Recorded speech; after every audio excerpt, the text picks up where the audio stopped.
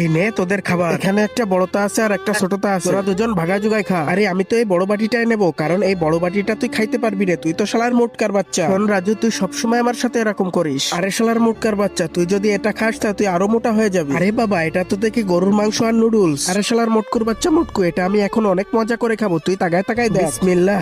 নম নম নম নম নম।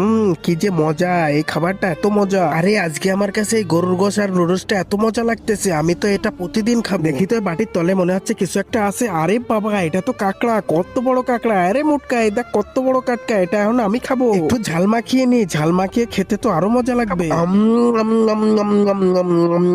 এই কাঁকড়াটা যে কি মজা, এই কাঁকড়াটা যে না খাবে সে বুঝতেই পারবে না এই কাঁকড়াটা কি মজা। একশোলা রাজু কিভাবে খাচ্ছে, আমারও খেতে ইচ্ছা করছে কিন্তু দিচ্ছে না। আরে মোটকা শোন, ওর থেকে তোর বাড়িতে আরো ভালো কিছু আছে। বাড়িতে কি আছে সেটি দেখার আগে আল্লাহকে ভালোবেসে থাকো তাহলে একটা লাইক সাবস্ক্রাইব করে যাও। তুমি কোন দেশ থেকে দেখছো একটা কমেন্ট করে। বাবা এটা তো গোল্ড, গোল্ড পেয়ে আমি